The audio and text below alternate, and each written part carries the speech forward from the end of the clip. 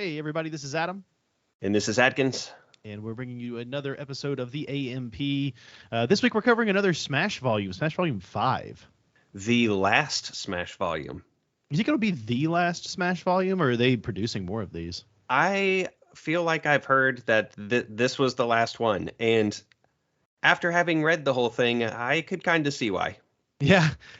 I was kind of curious. I have not looked into any of it, but I'd be interested in knowing what the sales for something like this is, because I feel like they've not been bad, but they've progressively gotten stale, if that makes sense. Yeah, I thought 3 and 4 were very strong. 4, I think, was the last one it was either 3 or 4 that I was like, this is my favorite one. Whichever one I said that to, it was whichever it had to have been 3. Whatever the last one was. Well, that was 4. But I meant like the last one that I said that was my favorite, because I might have said this is my new favorite more than once. I've been prone to do that. Well, it was interesting. I was talking to a group of My Hero fans, and none of them had even heard of this before. So, it seems like it's kind of a smaller niche, even more so than like Vigilantes, which I thought was already a pretty small niche itself.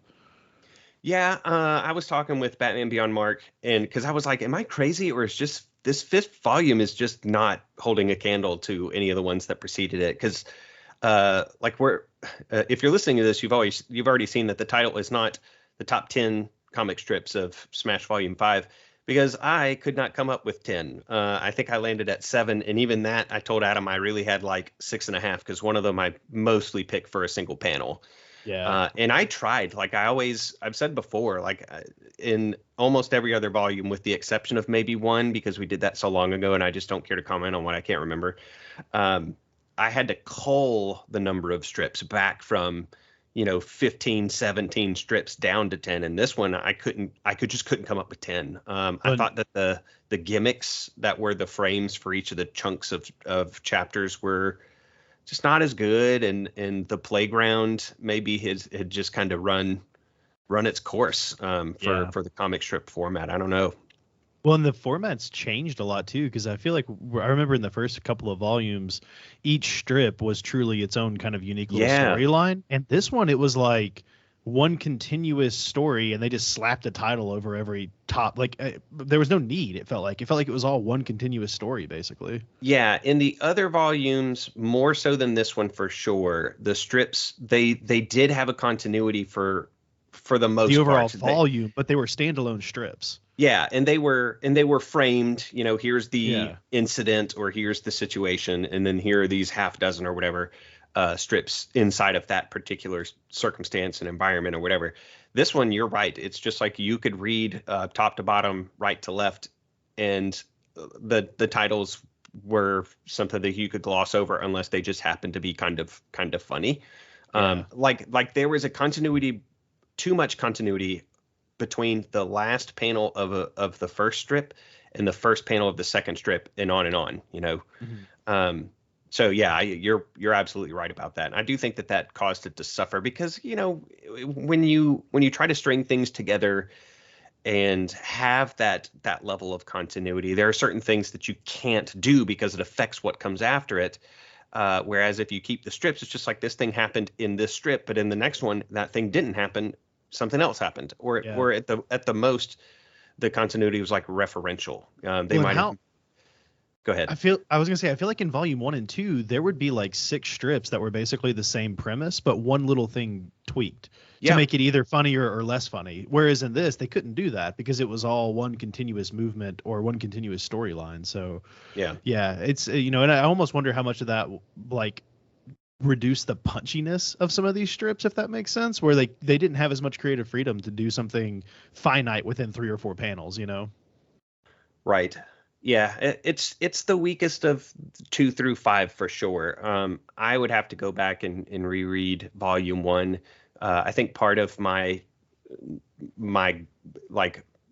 goggles, the beatific view of volume 1 was that it was this different format. And that in and of itself, that novelty was new enough that I think that it kind of gives it a, I'm looking at it through rose colored glasses, kind of. Sure. But yeah, we've absolutely had more fun with Smash volumes outside of volume 5. That is 100% attestable. Just go listen to the other episodes and compare their intros to this one. Yeah, no joke. Well, why don't we go ahead and jump into Volume 5, and we're going to start off with Adkins again. If the video says Smash Volume 4, then, I got lazy. Sorry, guys. Apparently, I didn't do overlays the way that I thought I did, and that was not a dynamic element in this. But if it's there, then, hey, I'll cut all this out. It's all good. Yep. But otherwise, Adkins, why don't you go ahead and get us started off with the first comic strip there? So my first one is called 1A's Honorary Turd, and it wouldn't take a strong imagination to guess who features at the center of this one. I can't, again, a lot of the framing devices for these strips I didn't think were very compelling. I cannot for the life of me right now recall why it is that Class 1A and Class 1B folks were supposed to be working together. Maybe it was a heroes villains thing again. I don't remember. It was sort of, yeah, because basically the teachers were like, hey, you need to be able to work together at any point in time with whatever hero is on site. So we're going to bring in Class B. You guys have to work together. And it was very like 1A, 1B team up. And a lot of it was just Monoma being like whining about 1A. And there were some good shticks there. Like this one. This was one of the best, probably one of the best strips of the entire volume, honestly. Yeah. So Mineta waves down Hononuki, whose quirk is softening, and he could just make stuff soft by touching it. And he wants to know if he can adjust if he can control the softness. And he wants to know because there's a female mannequin nearby, and he wants Hononuki to make her rack as soft as fresh baked bread. And those are his words, not mine. Yep. And her bottom like marshmallows. And of course, he's like, salivating at this idea, and he can't, this character just can't be believed. And so he starts muttering to himself, you're trying to earn my trust, right? And so it's in your interest to give me what I want. And Hononuki comments on the creepiness of Mineta's face. Hononuki, of course, if you're not watching the video, is the one who has like all the exposed teeth. He kind of looks like a Titan from Attack on Titan. Yeah, he does. Yeah, like a miniature Titan. And they drew Mineta to be super creepy looking in this too, like a little like rat character. Yeah. So then Sue shows up on the scene, and she's speaking with Hononuki now, and she says, if you use max softness setting on him, will he flush? As she's got him wrapped up in her tongue and him like head down into a toilet. Yeah. And Hononuki's like, yeah, that should work. I like this one. This was a good one. Man, it reminded me of what was that movie, 40-Year-Old Virgin, where he's talking about breasts feeling like bags full of sand. Yeah. Everybody's like, you clearly have never touched boobs. Yeah. God, this is great. So my first one is called Anti-Dental Plan, and the whole point here is that basically Shigaraki and Kurogiri are interviewing people to be part of the League of Villains, and so they finally get to Moonfish, and they're explaining his quirk is that his teeth stretches, and they're like, man, what's wrong with this guy? And he's just being crazy, like just like, oh, I love meat all chopped up, and pretty much anytime he shows up in this volume, he's just saying weird stuff like that, and almost exclusively. I love meat or meat. I mean, he kind of only has like one or two lines that deviate from that. Or like, I feel like there's one where he just says something like eat, or chop it up. He really doesn't have a lot of talking in this volume. But Shigaraki just says, so go open a butcher shop, warp this wacko away, Kurogiri. And Kurogiri's like, well, I admit it may be difficult to work alongside this fellow. And Moonfish takes offense to this. He's like, what? No way. Like, I'm great. What do you mean? And so Shigaraki says, okay, well, what are we supposed to find appealing about you? State your case. And Moonfish is just like, well, I never get cavities. And so, it's great because Shigaraki says, well, I actually prefer henchmen with cavities. And this reminded me of a Justice League Unlimited episode where the Flash and Lex Luthor have swapped bodies, and Lex Luthor's like leaving the bathroom or something, and it's really Flash in his body, and someone stops him and he's like, Lex, you're not going to wash your hands? And he goes, no, because I'm evil. It felt so trivial, I forgot how much I liked Moonfish as a villain. Even to date, he still is one of the scariest villains that I think that we've seen on the show. He's just maniacal. Maniacal, unhinged, absolutely crazy quirk. He was the first one that required Tokoyami to go ham, I'm pretty sure. Oh yeah, that's right. At the summer camp. Like he was just a max level threat out on the field. And even just his like Cenobite style is creepy as hell. It is super creepy. We've never even seen what he actually looks like. He's just wrapped up. Yeah. And they treat him. I mean, he's very prominent in the 5th volume.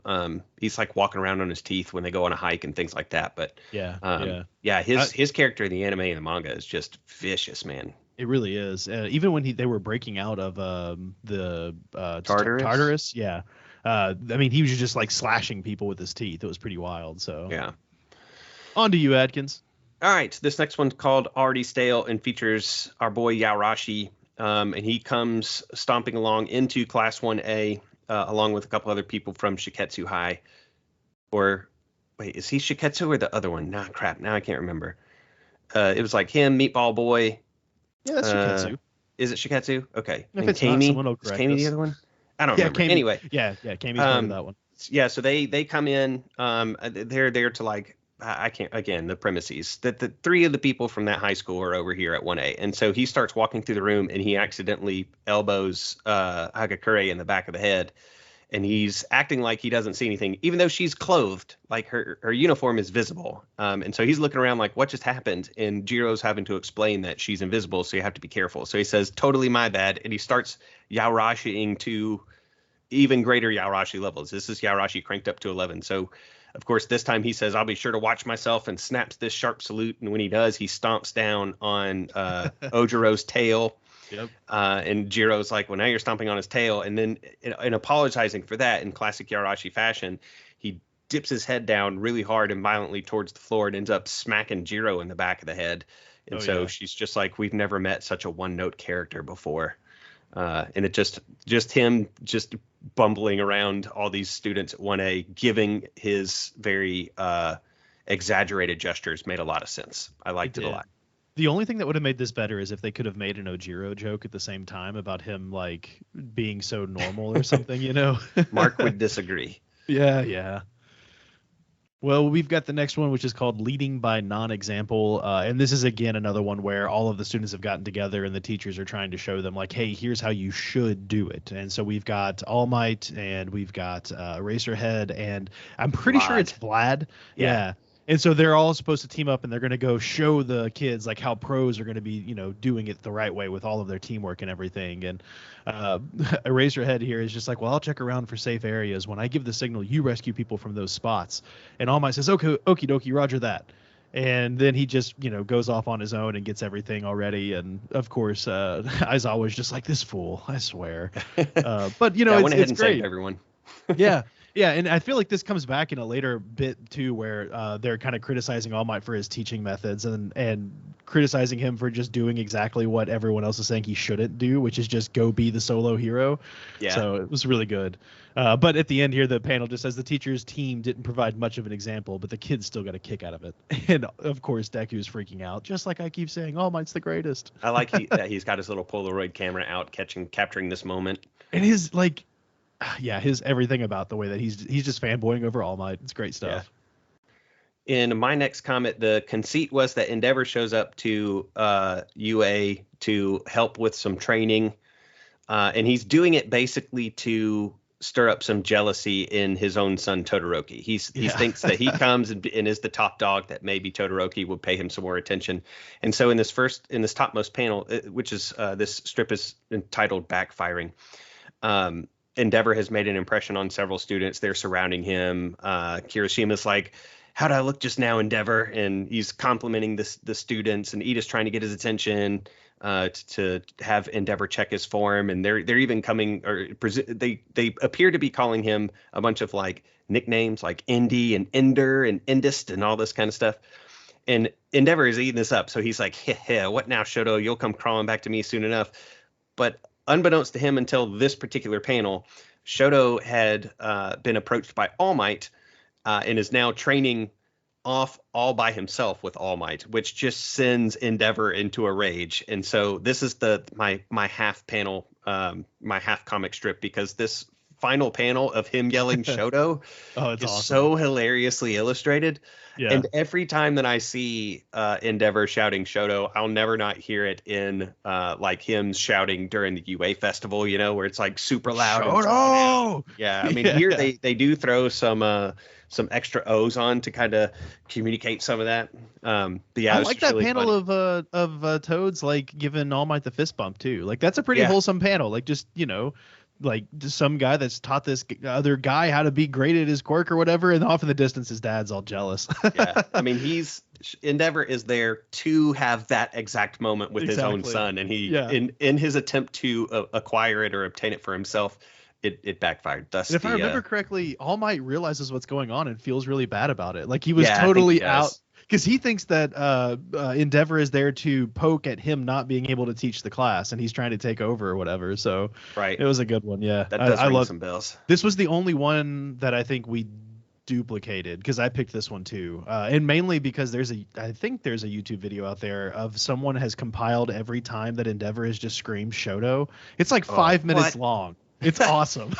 I might have to look that up. Hey, you know what? If I do look it up, I'll send you a link so you can include it in the show notes. Yeah. Other people might want to see that as well. Definitely. So my next one is called To Perv or Not to Perv, and this one is interesting because the kids are just like got some downtime, if I remember correctly, and some of the girls are wanting to follow Midoriya to see what he's up to, and so they follow him to this mall, and they're trying to see what he's getting himself into. So he's at Nakano Broadway, and it looks like he is basically just going to go look at figurines, and Ochako's like, that's an interesting place to go, and I think it's Sue that says, research tells me this is the holy land of sorta subculture hero shops, and they have Hagakure with them, and for some reason they've got her wearing a mask and like other random I guess so that way they know where she is and stuff, but the mask seemed unnecessary. I thought that was she's in that particular panel, she's dressed up like the old school like Invisible Man, only it's like a COVID styled face like mask. 19 mask. Yeah, and instead of the like bindings that he wore that were like horizontally wrapped around his face. Right. Sunglasses and everything, and like a hat. Well, they catch Midoriya going into a fragrance shop, and the like advertisement at the top of the shop has got some super heroine. That's the word I need. Heroine, right? Yeah. And she's off heroess. Yeah. We haven't had a good Adam word in a long time. I said optionary earlier today. That's the best new word I've come up with in a long time. But so anyways, this heroine is very kind of revealing looking, you could say. And it's funny because I'm pretty sure Ochako's freaking out. And she's like, this counts as sort of subculture. And, they're like, oh, no, what if he gets that look in his eyes about the smell-o-rama? And she says, please, God, strike him down before he enters that shop. Oh, he walked past. Phew. So he's not that big of a weirdo, at least. The funniest part about this is that he walks past it even though there's a sign that says All Might's scent reproduced out there. Yeah, I think that's part of what the girls were fearing, is he's going to walk in there and get a bottle of something that would make him smell like All Might, Day Might, or whatever it might have been called. The best part is a couple panels later, that's exactly what he does. But I think I picked that one, so we'll get there. My next one's called Setting the Standard. The students are subjected to more training having to deal with paparazzi and the media and things like this. And so there's a panel of pro heroes that are going to judge their interaction based on fielding accusations that are supposed to be at least false. I say supposed to be because I think in my next one, a character decides to just treat them as basically true. But they're tossed. They're being told that for this training that they're going to be suspected of destroying a priceless artifact, two-timing, and committing tax fraud, but you don't remember doing any of this. And so you have to get in there and explain or apologize to the media satisfactorily, and you'll be graded on your approach. And so all these media stand-ins start shouting all these things. They're asking him what his relationship is with the Pirate Queen, which I guess is another pro hero. Didn't ring any bells for me. Didn't bother looking it up. Yeah. And Bakugo is at the stand, and he's kind of frustrated with. He struggles a lot when training is physical. is not what he considers to be training. And so he just shouts, I don't remember a single thing, that's all bye, and he just walks off. And he scores pretty high, 88 out of a possible 100 points, because he was upright and honest at least, and everybody else in the class was like, that was acceptable. Like he just denied remembering stuff and walked off. But hey, it was effective, and it fits Bakugo's character. He totally would just blow off the media, especially if they were baseless claims. He would not entertain that at all. This panel, not even just this panel, but this entire chapter felt out of nowhere to me until I realized that we literally had a couple of episodes in this last season where the pro heroes are addressing the media and being like, yeah, we lied to you guys. Yeah, we screwed up. Sorry. Like this almost felt like it pulled directly from where we kind of left off with the pro heroes and explaining all of the stuff that they were aware of, you know? And they did have 1A had some training with, I think it was Mount Lady or maybe Midnight, one of the two, or maybe both of them. I can't remember, but they were practicing for interviews, and they did that in the anime/manga at some point. Because I remember them being smitten with Todoroki. I hope I'm not misremembering that as like I'm crossing my Smash stream with the anime stream in my brain. That would be unfortunate. That would be incredibly unfortunate. But the next one is called Aw Deku. And this one I thought was really great because this is when they're still at the mall and the girls are watching him and they're realizing that there are some bullies picking on a kid. And what Deku is doing is that he is basically swapping these kids out for himself and letting the bullies pick on him. And I like this one a lot. I thought it was very Deku-ish, but there's like a villainous, kind of kid here that's got like stretchy arms and like a weird snake tongue or something. And you see Deku kind of like schwip right out in the way. And so he gets the other kid out of the way. And the bullies are just like, what the hell? Like, we're coming up empty-handed every dang time. And he says, dang, the internet said this spot was perfect for shaking down nerds. And the girls realize what he's doing. He's just spending his day off being a meat shield for these other dweebs. And at the very bottom, Ochako's like, oh, well, there's, nothing wrong with this, I guess. Like, she's realizing that she kind of appreciates him for that. And I just thought that was kind of wholesome and very Deku. There's even a moment, I think, where like they're punching him in the stomach and he's like, oh, it's great training for the abs. Yeah, that's my favorite part about this strip is one of them says that there's no money here because Deku, knowing that he's going to be this meat shield, knows not to come with a bunch of yen in his pocket, I guess.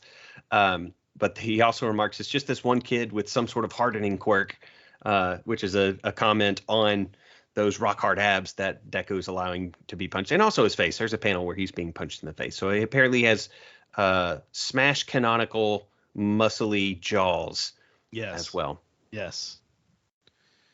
My next one's called Scandal Magnet. This is a continuation of the accusation training. And so Mineta takes a completely different tact, of course, because he's Mineta and stuff. And so he says, I think everybody's got the wrong idea. Exposure is everything. So I say, bring on the bad headlines. And so he gets all these same questions. Are you intimate with the Pirate Queen? He's like, maybe. And he's got like shades on. His feet are up on the desk. He's reclined. Did you destroy the artifact? Who knows? He's just completely. And the tax fraud. I mean, he's just totally just being like, whatever, maybe. And then he says to one of the reporters, ooh, you're cute. Why don't you show me your byline? And it got him an 86. And everyone's like, what? Yeah, I think it's Uwabami who's sitting on the panel is just like, I guess being hated is better than obscurity. And it's Slayers, but it's just like, well, the judges hate to admit the truth. But this was the only time I think one of Mineta's plans actually worked out for him. Like, I can't remember another time where he scored the way that he did this way, Yeah. I mean, because to be fair, he didn't admit to anything. He just left it ambivalent for notoriety's sake. Yeah, and, yeah. So what is that saying? Like, any press is good press or something? Yeah. That's basically, he spun that exact phrase in a different way in there. Yeah. Well, my next one is Ugh Deku, and this one is where we're still in the mall. Yeah, I like the mall better than any. What is going on? Oh yeah, this is okay. I remember this one. So they're kind of like going through the day and trying to figure out like what all Midoriya's been doing, and Sue is like, wow, Midoriya really thought 10 steps ahead on this one, and Hagakure says, well, the world's a scary place when you don't got a strong quirk.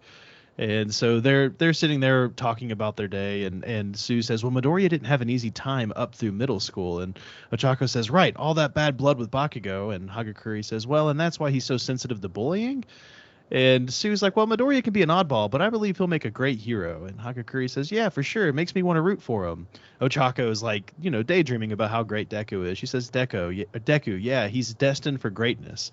And then she's watching him make out with that same All Might stand-up from earlier inside of the shop. And Deku's just like, woohoo, just as I planned. I knew that promo would be ending today. I loved it. I thought that was great. Yeah, so now we know that it's going into his room at UA.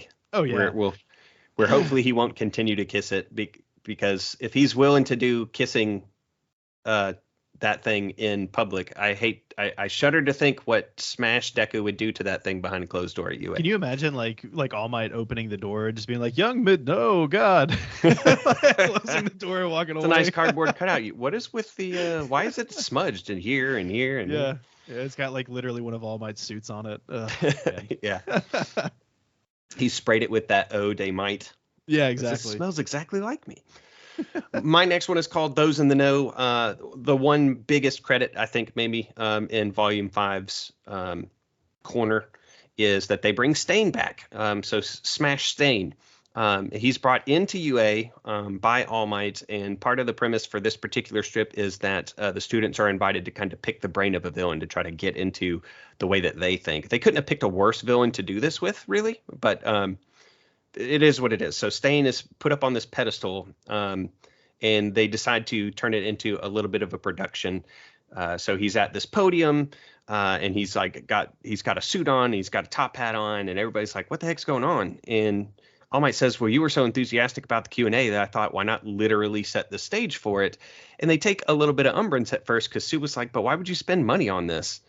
Isn't that exactly what makes Stain mad?" Which is a good point.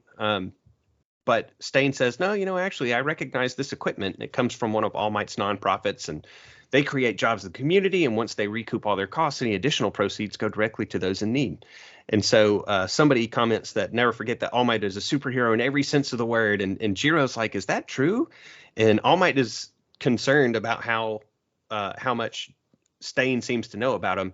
And then Deku rushes into the scene as if to kind of share that spotlight. And he's like, "Oh, I knew all that too." yeah, like, "Oh, Stain's not more of a fan than me." yeah. It's like he wants to retain his #1 fan status. Oh man, that's awesome. So my next one is called Dark Horse, and this is one where they are trying to be funny. So for some reason, All Might has basically said, I think it's All Might, he's basically said like, "Hey, when you're out in the wild, you need to be able to crack jokes, make fun, and bring people happiness, because you're not just rescuing them, you got to make them happy, bring a smile to their face." And Midoriya, if I remember correctly, seems to think this is a great idea because that's one of All Might's key features, is he's always making people happy, bringing a smile back to their face. And so we've got Kaminari here, and he says, "All right, so Soji's next. He's got a tough act to follow." And I think this was right after Ochako did some impressions, if I remember correctly. And so it's Sero saying, maybe he can ride that momentum. And Jiro says, "Well, how would that amount to effective training, though?" And we've got Shoji up here, and he says, "I'll be taking off my mask." And he's saying this with one of his tentacle hands. And everyone's like, "Oh man, for real?" And he pulls a mask down, and it says "it's," and then he pulls another one, another mask, "secret." I thought that was awesome. Like that just, I don't know, that cracked me up. And All Might gives it mega yucks. He says it's clever, and the principal says it's an unexpected prankster. And of course, Aizawa is sitting there just like, "Man, can I go home yet?" Yeah, he's not a big fan of this particular exercise. No, but I like that one. That one was really funny. I don't think we've ever seen Shoji's face, have we? No. I don't think so. My second, this is my last one. I think. Yeah, total knockout. I'm pretty sure it's your last one. Yeah, so the conceit for this one is Bakugo, when he was out in the field, got struck by a quirk. I think it was called Pretty Face or something like that.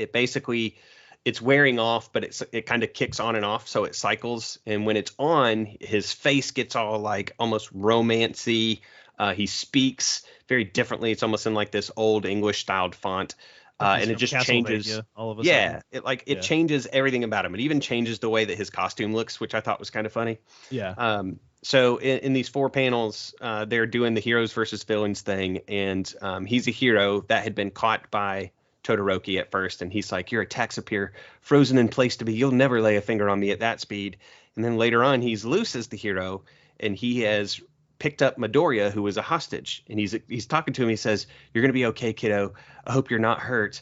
And then in the middle of that, there are a bunch of these ellipses, he realizes either that he's about to snap out of it, or that kind of affectionate speech towards Midoriya is enough to snap him out of it, because all of a sudden blood spurts out of his mouth, and instead of carrying Midoriya as a bride would across, as a groom might carry a bride across the threshold, he ends up dropping him into this backbreaker like Bane does to Batman. And the best part is that at the very end of this comic, Deku is lying there, and Kaminari's like, from a damsel carry into a backbreaker, that one's gotta hurt. And Ida's standing next to Midoriya, and he's like, Sensei, Midoriya's dead. I mean, just totally killed him. There were some actually pretty good like Bakugo Midoriya moments, I felt like, in these volumes. Like, not necessarily worth mentioning, but they were good. Yeah, this Sensei or Ida's reaction is just hilarious to me. Yeah. It's got double exclamation points. It's like, Sensei, Midoriya's dead. There was actually like an entire chapter where basically the whole premise was that because Bakugo and Midoriya weren't there, 1A failed to like commit to something or like do something correctly. Yeah. And this will bring me into my last one. This one was called And Then There Were Six. And the whole premise behind this is basically the League of Villains has gone hiking, and they are not having the best of times. So they kind of realize they get up on this hike, and they're all complaining for one reason or another. And at this point, the lizard guy, I can never remember his name. That's Spinner. Spinner, thank you. So Spinner turns around and he's just like, you guys are all pathetic. This doesn't even really count as mountain climbing. And Shigaraki's just like, Kurogiri, warp this tough guy to Everest, which had me cracking up. And Kurogiri says, well, that's a bit far, but I could manage Mount Fuji. And he just goes, great, do it. And Spinner's like, whoa, wait, just me alone? No, as he's getting, warped away. And so Kurogiri says he's going to send him to the 5th station. He gets there and he's sucked away. And Kurogiri just says, actually, should we join him on Fuji? And Shigaraki says, nah. But then they switch over to Mount Fuji, and Spinner seems to be fine. It's like a popular destination. And this comes back up later, and it turned out he had a great time. But just the idea of Kurogiri like warping him away kind of had me cracking up. It was pretty good. Yeah, this was Shigaraki, Kurogiri, Spinner. I think Magni was there. Magni, Moonfish, that's right. Yeah, Moonfish was there. Moonfish was using his teeth. And Toga was there too.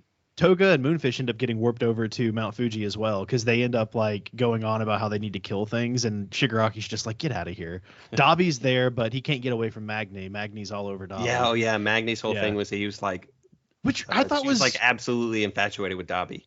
I don't remember that from the show like at all. Was that a thing? I don't. If it was very brief. Yeah, because I didn't remember anything like that. But I felt like in several chapters, Magni was all about Dabi. Couldn't get enough Dabi. Yeah. Oh, yeah. Yeah, they were definitely, fawning over Dabi in Volume 5. But that is our top 14 comics from Smash Volume 5. Yeah, top 14 total, because God knows neither one of us was going to pull 14 apiece. No, not from this volume anyway. I think this was the first time I didn't have more than 10, and 3 of mine overlapped with yours. So yeah. Well, let's talk about what we're gonna do next over the next couple weeks. Because you've got some cool stuff coming down the line. Well, I think we have cool things coming down the line, but more you than me, but that's okay. So this will go live Monday, October 2nd. Yes. A week after that, not 2 weeks, the next week, I'm hoping to sit down with